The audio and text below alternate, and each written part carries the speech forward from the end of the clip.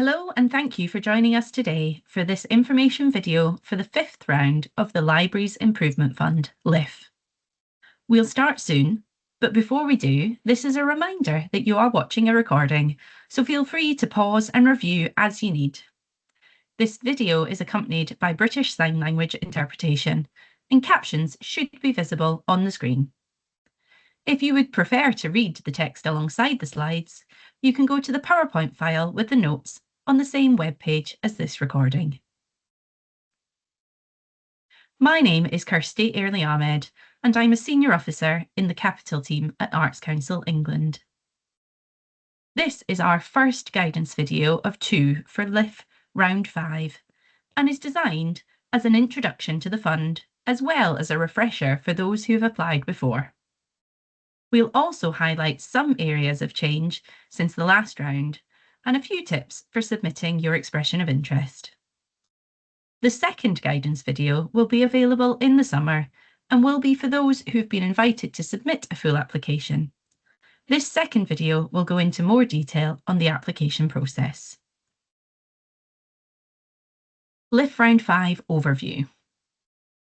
There is a £5.5 million budget for the 2026 to 27 round of LIF. And for round 5, applicants can again apply for grants between £50,000 and £500,000. To be eligible for round 5 of LIF, 5% of the total project costs must come from other sources. This could be a cash contribution or in-kind support. The fund can cover capital expenditure only.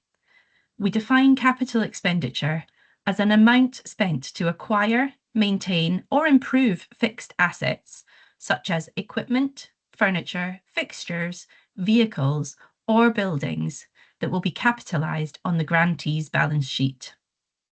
This is a legal requirement of the funds we receive from government to pay for LIF projects. If you can't capitalise it, we can't pay for it. So check with your accounts team and the LIF guidance if you're unsure. Only local authorities can apply to this fund.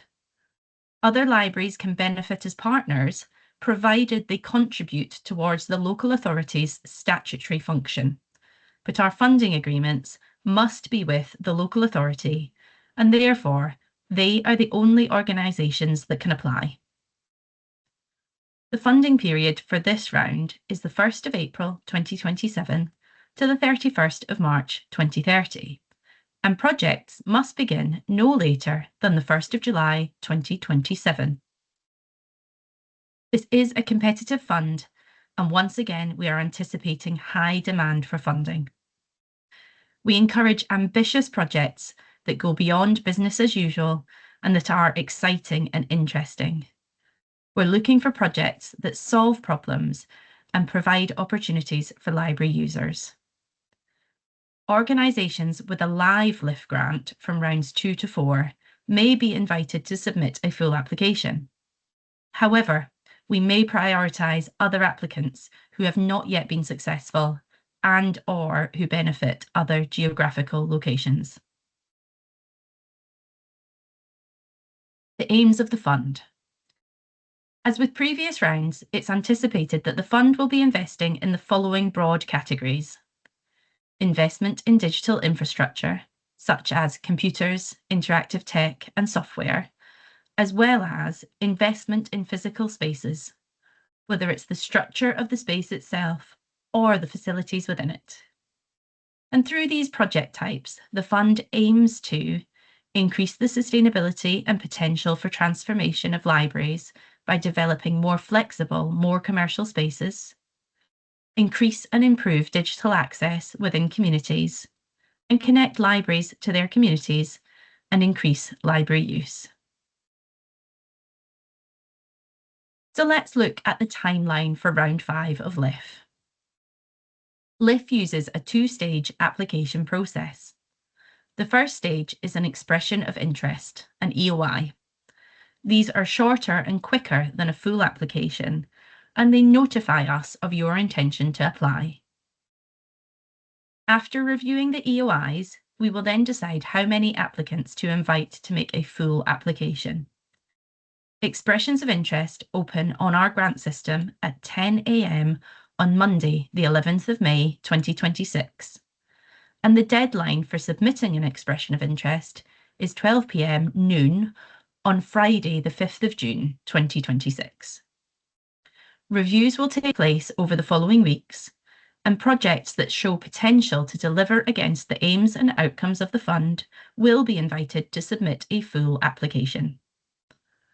Our grant system opens for applications at 10 a.m. Monday, the 29th of June, 2026, and the deadline for submitting a full application is 12 p.m. noon on Friday, the 14th of August, 2026. Final decisions will be made in late 2026, and we will be notifying applicants and making announcements no later than the end of March 2027. Projects will begin from April 2027 and can run for up to 3 years, finishing by the 31st of March 2030. Expressions of interest and full applications need to be submitted on our online grant-making system. If you don't already have a profile on our grant system, you will need to set one up. Please do this as soon as possible, as your applicant profile will need to be validated, and this can take up to 10 working days. So let's look at project types. We classify eligible LIFT projects into 2 basic types: building projects and non-building projects. And we'll have a look at the difference between the two in a minute. But to give you an idea of the types of work we can support, here's an overview of some of the things we've funded in previous rounds. Structural changes, such as extensions, heavy refurbishments, and making good. We've seen walls knocked through, fitted furniture removed, toilets and kitchens ripped out, escalators being removed. Also, something different can be put into place, like a performance or a workshop area or sensory play areas. We've seen entranceways reconfigured to make them more accessible for disabled users and parents with pushchairs and prams. Installation of accessible and changing place toilets. Mechanical, electrical and plumbing work.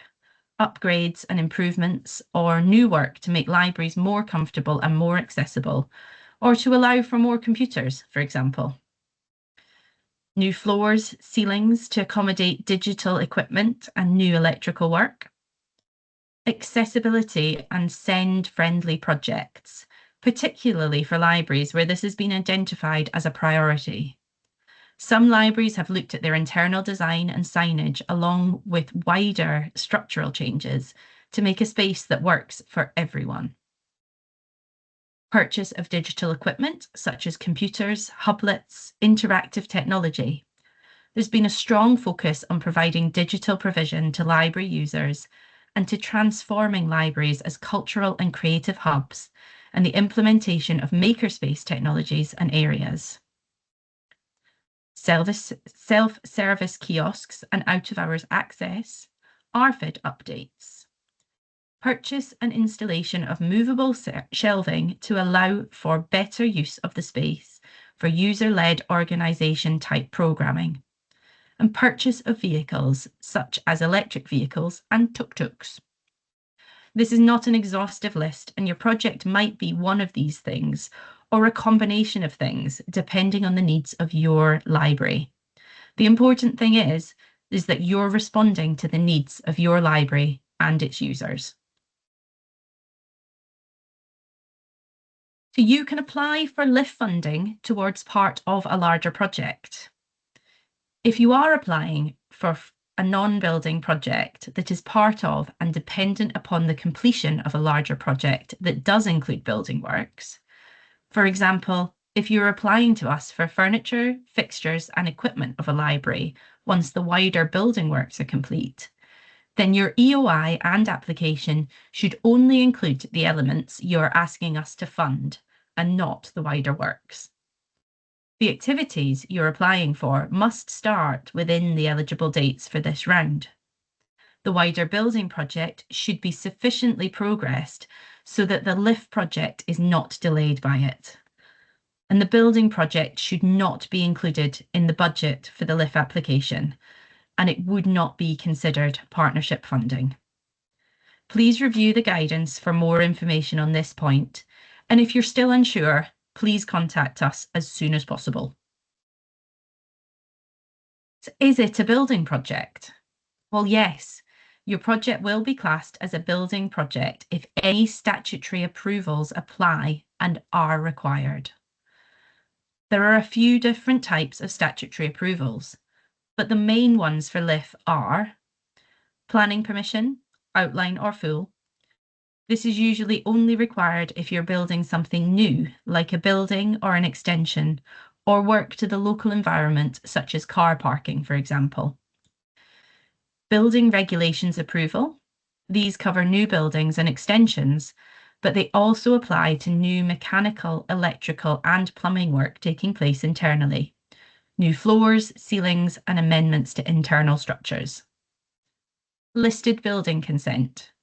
This will be required if your library is in a listed building and you want to make changes to it. Now, this is not an exhaustive list, so please do check the guidance for full details. So if your project is entirely based around asset purchase, then likely these wouldn't apply. However, if there's any level of electrical work going on or new flooring, for example, we will assume that building regulations approval is required as a minimum. If it's not, for example, you're working with an independent contractor who's qualified to assess and sign off the project without local planning authority approval, then you must tell us about this in the application. Otherwise, your application may be deemed ineligible. If you're not sure, please do get in touch. A little bit more on building projects. It is an eligibility requirement that building projects complete RIBA Work Stage 3 or equivalent by the full application submission. If you're not following RIBA work stages, for example, a like-for-like boiler replacement, then your plans should be at an equivalent level of development. We would still expect to see an RIBA Level 3 level of drawings, plans, costings, and other related documents, even if you are not following the RIBA work stages. The RIBA Plan of Work 2020 is a procedural guide for architects and construction professionals working on building projects. There are 8 stages in this plan, and you can find a detailed breakdown on the RIBA website. What is Work Stage 3 and why do we require it? Stage 3 is titled Spatial Coordination. And as the name suggests, it's where the idea or the initial concepts and sketches are applied to the space in which the work is to be done. In technical terms, the architectural concept is validated through design studies and engineering analysis.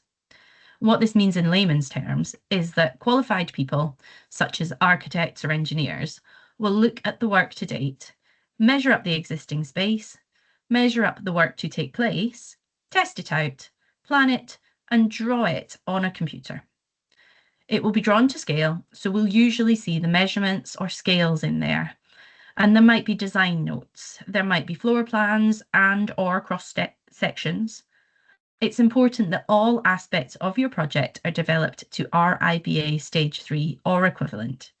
So you have both architectural and mechanical and engineering elements. Both need to have reached RIBA Stage 3. These drawings allow us to not only visualize the work to be carried out, but it shows us that it is viable, and it gives the cost consultant a level of detail that allows them to more accurately estimate the cost of the project and produce an accurate cost plan. A cost plan is a document that outlines how much everything will cost, covering things like material costs, site management, and labourers' fees, preliminaries, on-site overheads for construction. They'll also include assumptions, exclusions, potential risks, and their costs, and information on who prepared it. They won't cover income or non-construction costs. It's imperative that the cost plan is based on the RIBA Stage 3 drawing as this will provide the most up-to-date and accurate reflection of the expected costs. If you're working with an architect or cost consultant, such as a quantity surveyor, they will prepare these documents. By reaching RIBA Stage 3, you will have a good grasp on most aspects of your project, and therefore your project will be more likely to run on time, budget, and achieve its intended outcomes. It also gives us at the Arts Council the confidence that our grant will be used for its intended purpose. If you're not following the RIB work stages, your full application should include a written description of the works, accompanied by specifications and/or drawings. These should be comprehensive enough for the project to be accurately costed and accompanied by an appropriate detailed expenditure document. For all building projects, whether following RIBA stages or not, we also ask that an access audit is carried out by an independent access consultant. This is not a part of the RIBA Work Stage 3. In fact, this would usually take place at a much earlier stage, such as Stage 1. But access audits should inform the Stage 3 work so that designs reflect some or all of the access recommendations, with rationale provided for recommendations not incorporated into the designs. So a little look at project development.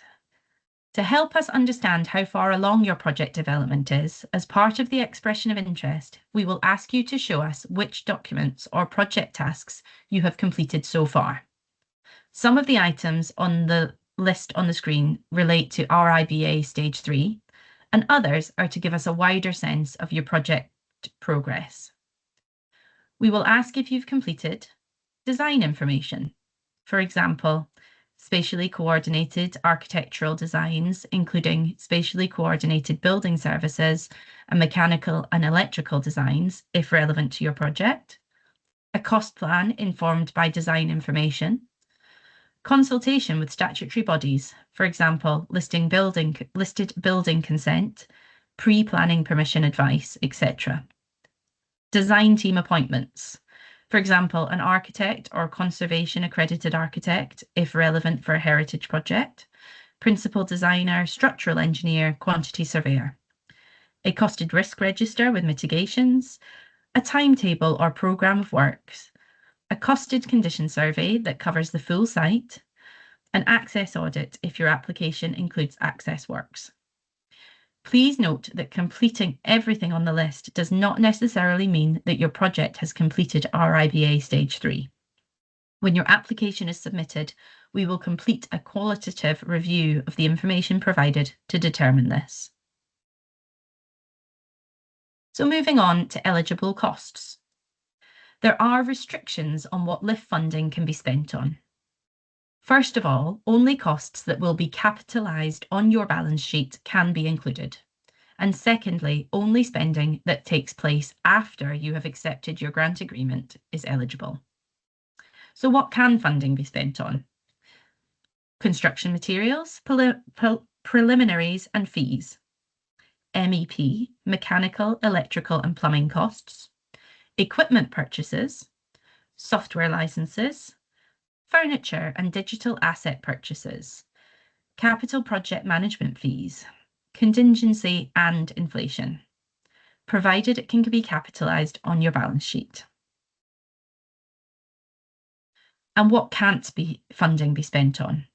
We can't include book stocks, programming costs, performance fees, workshop fees, producer or director fees, marketing and promotion, ongoing running costs, costs incurred before the acceptance of the grant agreement, access audits, and RIBA work stages 1 to 3.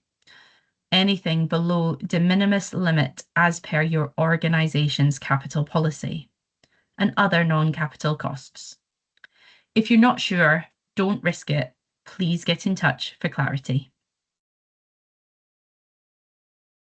So now let's have a look at how to submit an expression of interest or an EOI. The application process will begin with an expression of interest stage, which all applicants must complete before being able to submit a full application. This is your notification to us that you want to apply for funding. Expressions of interest are made using our grant system, and first you must create a user account and applicant. You cannot start your expression of interest until your applicant profile has been validated, which can take up to 10 working days. As a reminder, our funding agreements must be with local authorities, and therefore they are the only organisations who can apply.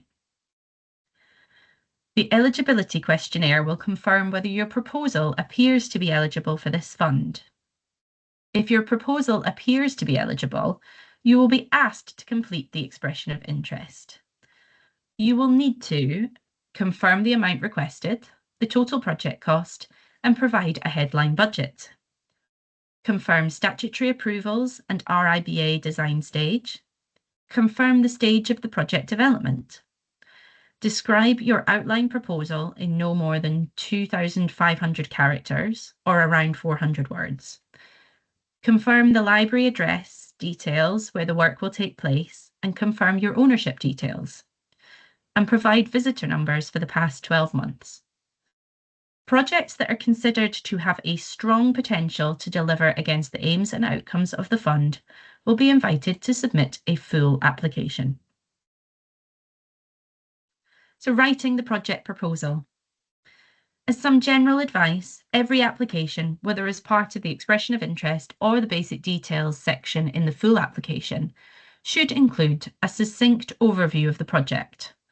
Think of it as a sort of elevator pitch if you had to explain to someone who is completely unfamiliar with the project.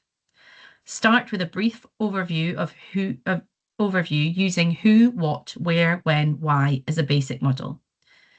Ensure your proposal includes the following: a short overview of the library service, what work will be carried out and what items will be purchased, when will the project happen and where will it take place, who will benefit, how will it contribute to the aims and outcomes of LIF, and why. Provide details of the work you have done to evidence the need of your project and any preparatory work that you have already undertaken, including the RIBA design stage if applicable. Start with a basic overview, the entire project and its reasons for being. You can then go into further detail about the benefits and the research. But remember, you only have 2,500 characters to outline your entire proposal. Assume we know nothing. Test it with someone unfamiliar with the project. So evidencing need was the number one thing that separated the strong applications from the not so strong in the previous rounds. This is a competitive programme, and to make a strong case, you need to justify why the project is needed and therefore how your project provides solutions that address the needs and wants of your local communities. Strong projects should begin with local needs and work to fill them. We want to see strong consultation with library users and local communities to evidence need. Why this project and why now? The really strong projects involve their users and communities at every step of the way to ensure it's meeting those needs. So some of the ways you can evidence need is by feedback from users and communities, surveys and focus groups, libraries or local authorities' priorities, access audits, research and data. So before you apply, there are some key things to check. Have you set up an applicant profile for the library or the local authority on our grant system? This should be in the name of the library service or local authority, but the legal name and the bank name that you provide us here should be the local authority. We can only pay into local authority bank accounts. Do this as soon as possible, as applicant profiles can take up to 10 working days to be validated, as we have checks to do on each profile. If you are applying for a building project, applicants must hold freehold or leasehold of the property where the work will be carried out, the assets stored or used. And building projects need a lease of at least 10 years without a break clause. If there is a break clause, it is possible to negotiate a deed of variation before payments are released on successful grants, but please contact us if you're unsure. And your project should have at least 5% match funding. Your project should be at RIBA Stage 3 or equivalent by the point of application in August 2026. Your application must include comprehensive specifications and drawings that allow the project to be accurately costed. If you're unsure on any of the above, please contact the Capital team who can support. And that brings us to the end of today's session. For more detail of the fund, applicant guidance, including fully accessible versions and frequently asked questions, please head to our website. There will be an additional information video released in the summer for those who are invited to submit a full application. If you have any questions that aren't covered by the slides, FAQs or guidance, please contact our Capital team on capital@artscouncil.org.uk and someone will be happy to help. We look forward to receiving your expressions of interest. Thank you.